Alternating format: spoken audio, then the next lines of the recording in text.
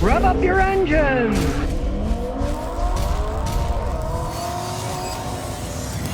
All right, I believe I just found the rarest car on the planet. It's a plain Dodge Dart, but it's got 303,000 miles on it and it's still running good. That is a rarity. Now this is an interesting car for many reasons. First of all, the unbelievable 303,000 miles. Still got the same engine and transmission in it, but as you can see by the sign, this is a Chrysler Group LLC made vehicle. We can't buy any of them new anymore. That was the in-between stage. Daimler, Chrysler owned it for a while. Mercedes, Daimler lost a fortune, tried to sell it somewhere. Hence the LLC. If you bought one of these that were Fiat Chryslers, they're rolling piles of junk.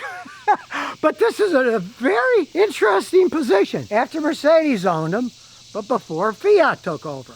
When Fiat took over, you can say goodbye to the Dodge Dart. They were using all kinds of Italian parts in them. But this thing was made before Fiat took over Chrysler. So since this vehicle was made at the end of 2013, but it's a 2014 model, it doesn't have all the disaster areas that they have when Fiat took it over fully in 2014 and started to make things worse and worse and worse. I rented the Dart when Fiat was making them. When I came to Nashville one time, it was one of the worst cars I ever had. Transmission shifted like garbage. It did get good gas mileage. I'll tell you, I had a customer bought one. He thought, I'm getting a Dodge Dart like from the 60s and 70s, you know, muscle cars. No, but this particular one, it's got 184 horsepower. It's no slouch. Drove here on the highway, got 33 miles a gallon. With 303,000 miles, not really that bad. And as you can see from the door panel, baby's made in the USA. This is not one of those horrible Chryslers that were made in Mexico, like the PT Cruiser, which is one of the worst vehicles ever made over time. Blowing head gaskets, transmissions going out. This one was made in the United States when they were still making them decent. Classic compact front wheel drive car, but it's a 4-door. Got a reasonable sized trunk too. Look, it fits Wrigley Field in the back trunk. Now I'm not a Chrysler fan, everybody knows that, but you can see they've got some decent styling going on with the special edition one. It's got the alloy wheels, got the XXT multi-air system, although I don't think it's going to win any races at the Indianapolis Speedway. He bought it with 183,000 miles on it for $7 grand, with 303,000 miles, and he's still got the same engine, transmission. He spent very little other than oil changes and maintaining the car. If you take care of a car like this, you need to take care of it. It can last, but like I say, it's a very limited window here. You don't want one once the Italians took over, because then they were absolute piles of junk and they don't make them anymore. But you got a nice window here. If you could find one like this, it's a 2014. You got all that mileage for $7 grand, and let's listen to it. Start her up. Starts right up. It actually idles quite smoothly, but I see the check engine lights on, so let's check that. So hook the scan tool up, it's linking up, and it says oil pressure sending circuit. Repair immediately if drivability issues are present. Well, there are no drivability problems with it, and he told me that light's been on for 2 years. So that just means that the oil pressure sending unit isn't working correctly.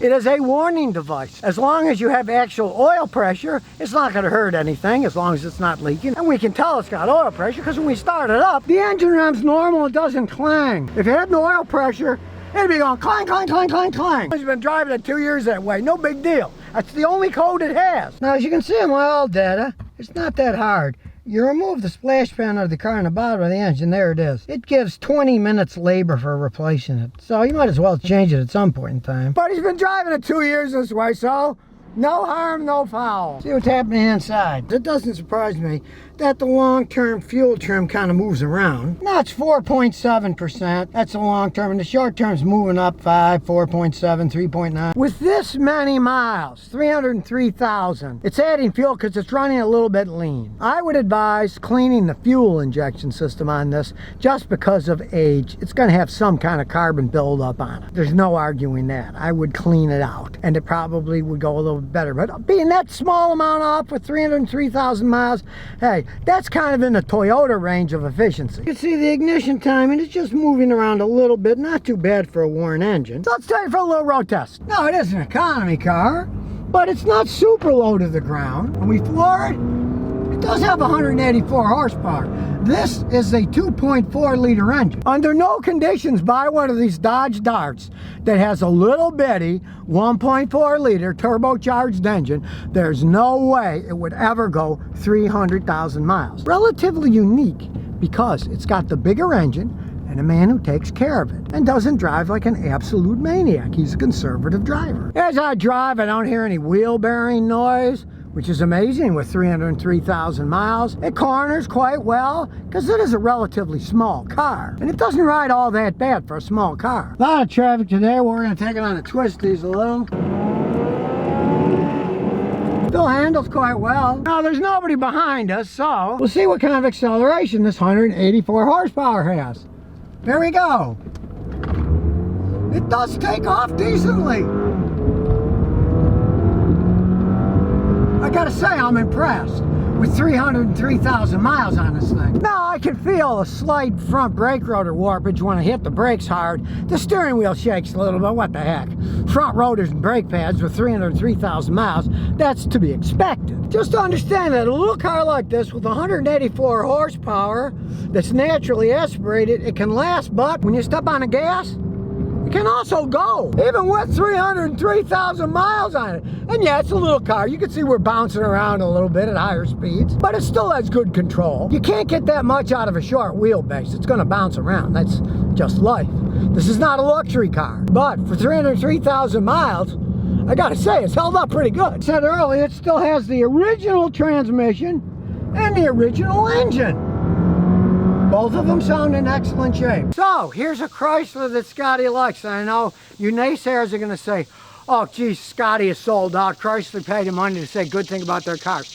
Well, that's far from the case because this is a unique Dodge Dart. 1, it was made by Chrysler LLC. 2, it has the big 2.4. If it had the little bitty turbo, 1.4 turbo, no, you wouldn't want to buy it. It would never last this long, but it's been taken care of. And with the normally aspirated 2.4, it's got plenty of horsepower. Original engine of Trenny, 303.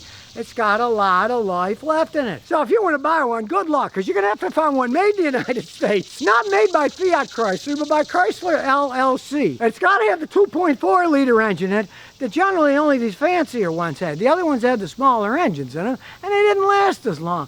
So in this case, obviously they did something right. It's not that easy to find this particular model. So if people say, oh, this Dodge Darts are all crap, they aren't all crap. But you gotta sift through them to find the needle in the haystack. This guy did. He's got 303,000 miles and he bought it with 180. I say he definitely got his money worth, and this thing seems to make it last an awful long time longer. I mean, there's a rarity. Me saying a Chrysler's good, but I'm honest. This has been a great car for him. I can't say I'd tell somebody to go buy a car that has 300,000 miles on it, but hey, if you could get a good price on with that kind of mileage, what the heck? If it looked like this and it still ran this good, who knows? Anybody out there has got one with more mileage, feel free to bring it by and I'll compare, but this is the most I've ever seen for a car that's running this good that Dodge ever made. And here's some bonus questions and answers. Zappermeg says, I have a Dodge Caravan, and now my backup camera is showing things upside down. First it went sideways, then it went upside down. Now it's correct, and now it's upside down. You think it's loose connections or something? It's either got a software problem, or the camera's just breaking. Realize that most of those lenses actually do flip them upside down, and then it's inverted the other way with software. So, take it in and see if there's any kind of software update on it. If not, you're probably going to need a new camera assembly. And they're not cheap. That's what people don't understand about all these modern conveniences. When they break, they cost a fortune to repair. They're even talking about getting rid of side view mirrors and putting cameras in, right? Fantastic until they break, and then, ooh, a mirror will last forever. A camera is only going to last so long. It's an electronic device. And especially if they put them on side view mirrors, they'd have to be on all the time. At least the backup cameras are only on when you're backing up. The side view ones would have to be on all the time. And of course, they would wear out a lot faster that way too. You put this level of technology into stuff, it bites you in the rear end when they get old and cost you a fortune to fix. Of course, then, oh, well, buy a new car. You know, it's like the ultimate in planned obsolescence. You can't see to drive now, so you got to buy a new car. They would love that, you know? If you had to buy a new car every 4 years because everything broke and you couldn't see to drive anymore. So Odds are you're going to need a new camera, but take it in hope they got some kind of software update. But I kind of doubt it, because the ones that I've seen that broke like that, they had to replace the camera assembly.